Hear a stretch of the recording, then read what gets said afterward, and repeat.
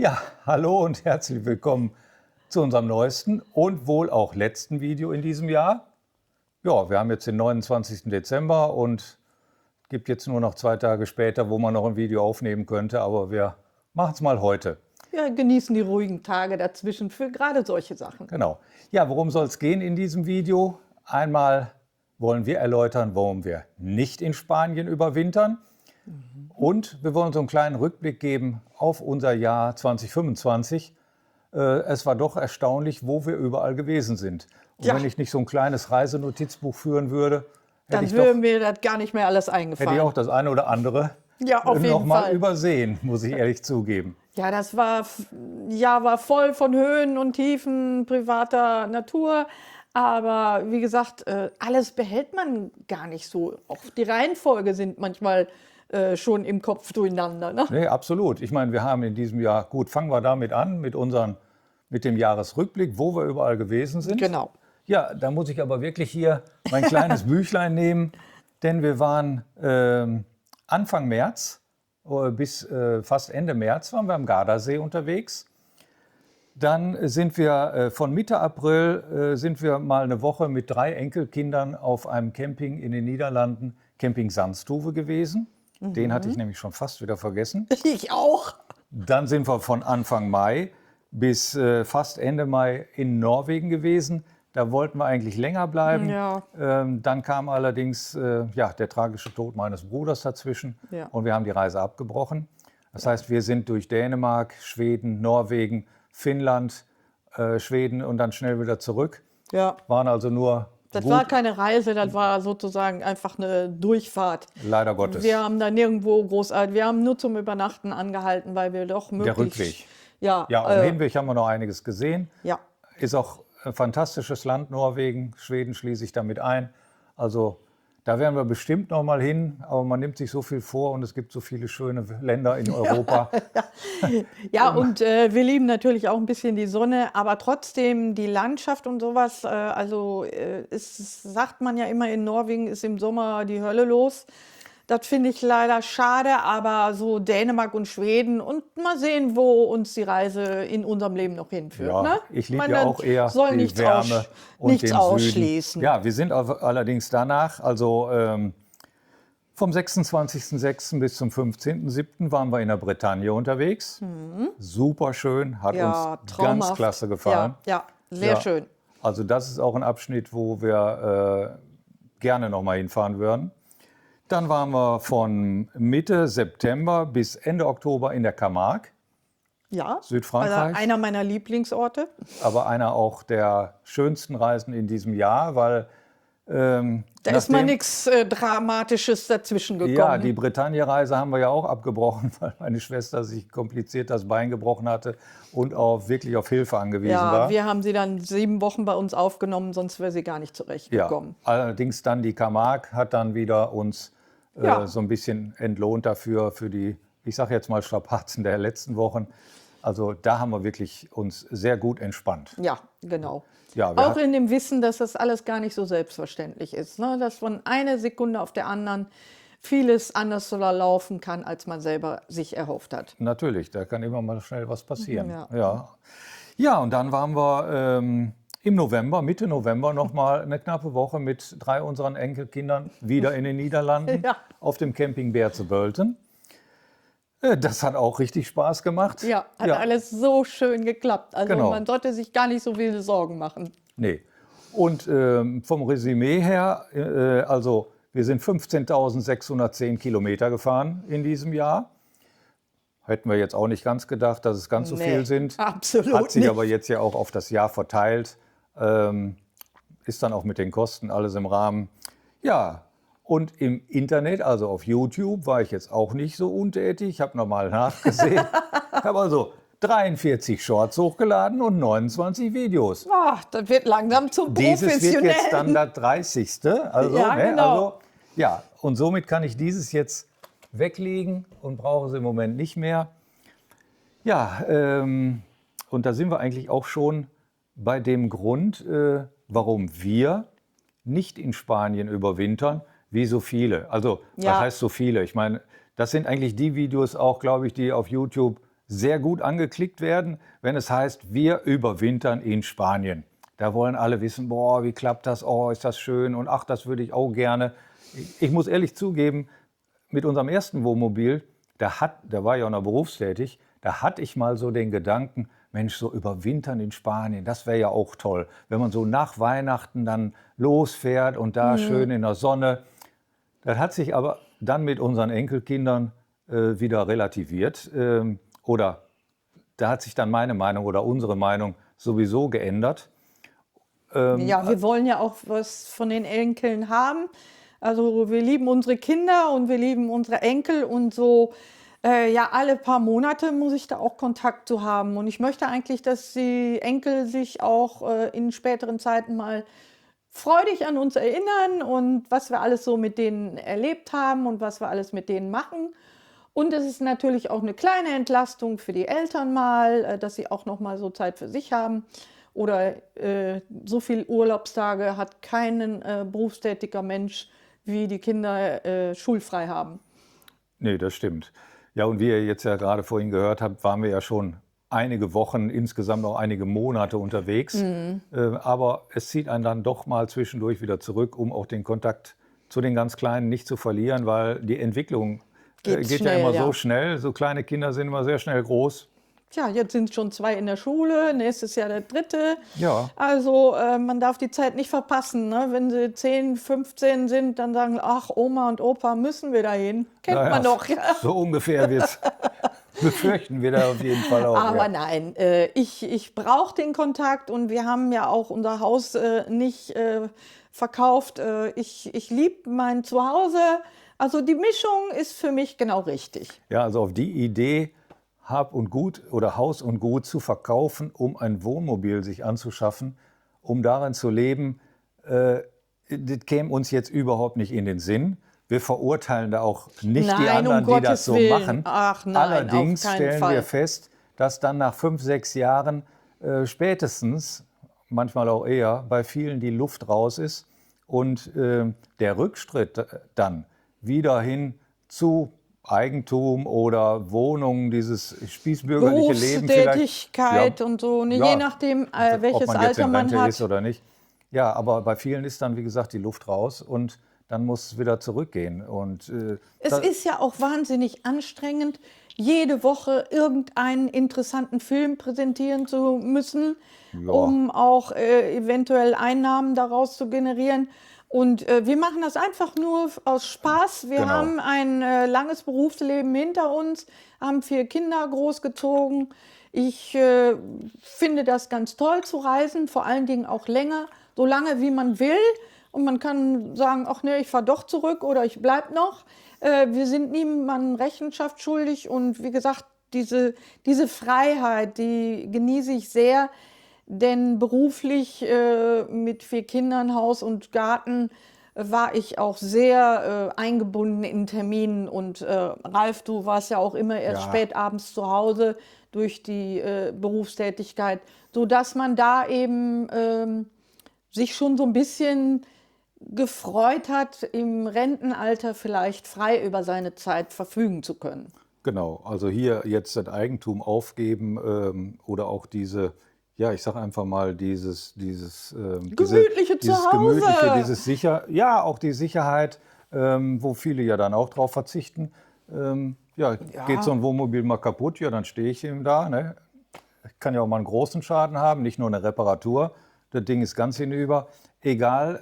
Jeder nach seiner Fassung. Wir verurteilen keinen. Absolut Und ich nicht. wünsche jedem, der sich zu einer Entscheidung gerungen hat, dass er da auch nachher mit zufrieden ist. Und wenn nichts braucht, so bleiben, wie es ist. Man kann ja auch immer seine Meinung mal ändern oder es werden einem durch bestimmte Bedingungen auch Möglichkeiten aufgezeigt, sich mal wieder anders zu orientieren. Also, wie gesagt, macht ihr das, wie ihr das für richtig haltet und schön findet. Unsere Beweggründe haben wir euch gerade geschildert und wie gesagt, ich will da keinen verurteilen und niemanden sagen, also so wie wir das machen, ist das besser. Um Gottes Willen. Ich denke mir nur manchmal, die Leute, die überwintern in Spanien, die also 3 Monate lang auf einem Platz bleiben, Warum haben die sich ein Wohnmobil gekauft? Die hätten sich auch einen Wohnwagen kaufen können, dahinstellen, hätten sie noch einen Wagen zur Verfügung gehabt. Also es gibt da Beispiele, was heißt Beispiele? Ich sag mal, wenn ich so Plätze sehe, wie den Camping Mar Azul zum Beispiel, der da in dieser Plastikwüste in Südspanien liegt, zeige ich euch da noch so Luftaufnahmen. Oder auch Roquetas de Mar, da habe ich dann auch im Hinterland diese Gewächshäuser oder Plätze, wo ich dann wirklich, ja, es sind eigentlich Stellplätze, Wagen an Wagen stehe. Ich kann meine Markise noch ausfahren, wenn ich denn das Wetter habe. Aber das Wetter ist ja auch so ein Phänomen. Das Ja, ist in den letzten Jahren war es so nicht wie mehr wir so es schön verfolgt stabil. haben, ist es in Spanien schlechter geworden. Mehr Regen. Viele Überwinterer sprechen doch von Kälte, Wind, Regen, viel Regen. Gerade heute noch habe ich in den Nachrichten gehört, dass es im Raum Malaga, also Andalusien, sehr, sehr stark geregnet hat, auch wieder mit einem Todesfall. Also die Wetterverhältnisse in Spanien sind jetzt auch nicht mehr so, dass man hier unbedingt flüchten muss. Also wir haben ja jetzt den Winter so erlebt, wir sind Ende Oktober zurückgekommen aus Südfrankreich. Da fing hier noch der Regen, oder nicht Ende Oktober, Mitte Oktober. Ja. Da hat es stark geregnet bis Ende Oktober.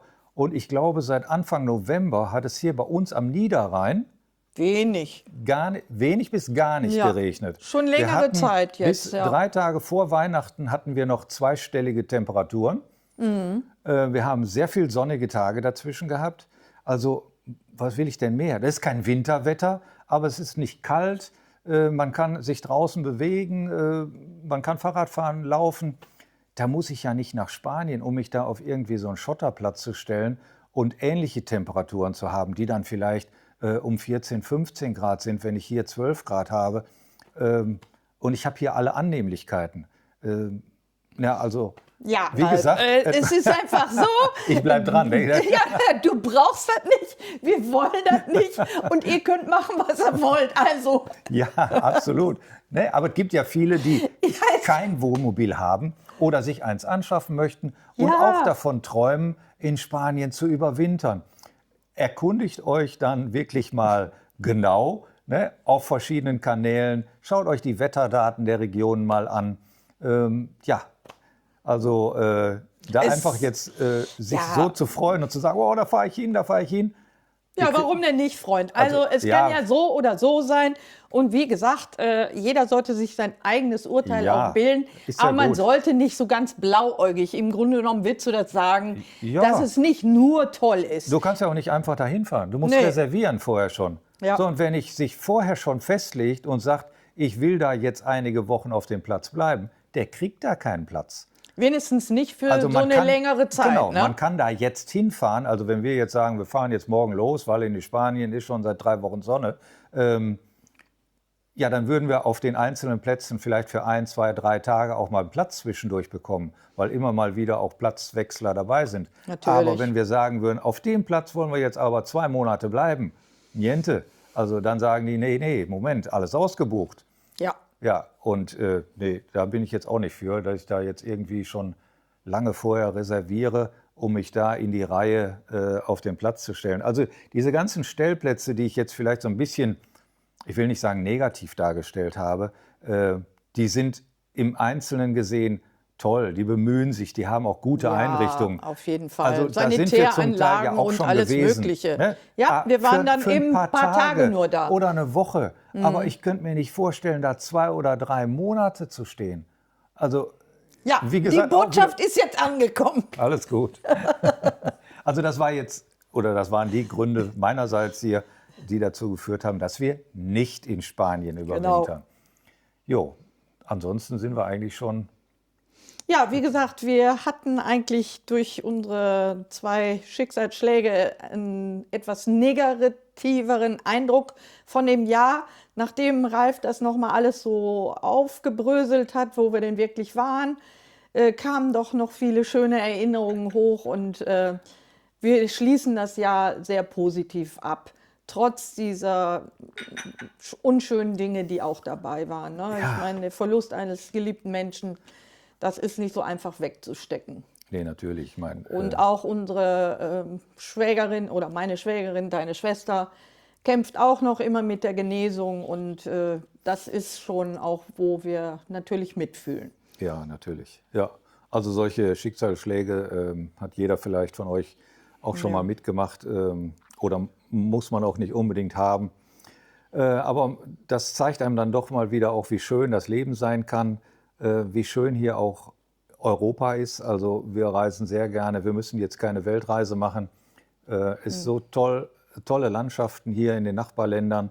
Und wir sind auch froh, dass es Ja, und dieses in Europa Deutschland gibt. auch, ne? Kommt. Deutschland auch, natürlich, ja klar. Also da gibt es so schöne Gegenden, da waren wir auch noch längst nicht überall. Nein, also nein. wenn es nach unten geht, da könnten wir die nächsten 50 Jahre noch Dinge entdecken. Ja, nur ich sage jetzt mal, Videos, wir überwintern an der Ostsee oder wir überwintern im Harz oder im Schwarzwald oder im Bayerischen Wald. Ich glaube, die werden nicht so häufig angeklickt wie wir überwintern in Spanien. Ja, aber wir mein überwintern gut, aber wir nicht sind in jetzt Spanien. auch nicht darauf aus, dass wir da Nein. ein paar Millionen Follower oder was weiß ich Gottes Willen. generieren. Ja. Nach wie vor machen wir das rein aus Spaß. Wir verdienen da kein Geld mit und wollen da jetzt auch nicht, Gott weiß wie, vor allen Dingen keine Reklame machen. Ich möchte jetzt nicht im letzten Drittel unseres Lebens mich da noch mit irgendjemandem rumschlagen müssen, dass ich jede Woche da irgendwas bewerben oder bewerten muss. Nein, die Freiheit ist mir unbezahlbar und da bleibt es auch bei. Ja, aber wenn Leute aussteigen, die dann ihren Beruf aufgeben, das ist ja deren Entscheidung. ins Wohnmobil ziehen, die müssen ja irgendwelche Einnahmen generieren. Natürlich, Da zählt dann YouTube dazu und die ganzen Werbepartner, die man dann aufreißen muss. Ja, ich da sag wird's ja, dann schon mal eng, für ne? mich oder uns, wenn ich für dich auch mitsprechen darf, ist das einfach toll, so frei zu sein. Wenn sich jemand unser Video anguckt, schön. Wenn nicht, ja, ist auch in Ordnung. Wäre natürlich schön, wenn sich mal der eine oder andere mehr Ja, auf du unser machst Video dir auch anguckt. so viel Mühe, ne? Ich bin ja immer nur als Quasseltante dabei. Ja, also Kommentare wären ganz schön, weil das wird von YouTube natürlich auch so bewertet intern. Wird so ein Video kommentiert, wird es geliked, wie oft wird es oder wie lange wird es sich angesehen. Das sind alles so Sachen, die dann auch zum Erfolg bei YouTube beitragen. Und da hängen wir natürlich weit, weit hinterher. Ja, das ist mir egal, aber für mich ist auch wichtig. Die ist dann alle, du machst ja auch nicht die Arbeit mit dem Video. Ja, das stehe ich dir ja Ja. auch zu. Aber für mich ist einfach interessant, welche Erfahrungen habt ihr denn gemacht? Oder seid ihr völlig anderer Meinung? Das ist für mich wirklich mal interessant. Ihr könnt uns ja vielleicht auch überzeugen, dass das unsere Ansicht vielleicht gar nicht so uneingeschränkt für uns das Richtige sein Vielleicht könnte. gibt es ja auch zwei Teams. Team Überwinterer in Spanien und Team Nicht-Überwinterer in Spanien. Wozu zählt ihr euch? Ja, oder das könnt ihr uns in den Kommentaren ruhig mal mitteilen. Ja, gerne. Also wie gesagt, uns stört auch keine negative Kritik. Die kann auch immer anregend sein, wenn sie respektvoll erfolgt. Und in diesem Sinne wünsche ich euch... Wir euch. Ja, natürlich, das Weihnachtsfest war jetzt schon, aber wir wünschen euch einen ganz schönen guten Rutsch ins neue Jahr. Und vor allen Dingen viele schöne Reisen, viele schöne Erlebnisse im letzten Jahr. Und bleibt gesund, macht schöne Videos, schreibt uns. Und wie gesagt, ich interessiere mich sehr dafür, was ihr denn so unternehmt und was ihr da so erlebt. Ja, in diesem Sinne. Bleibt Alles gesund. Gute. Alles Gute. Ciao. Tschüss.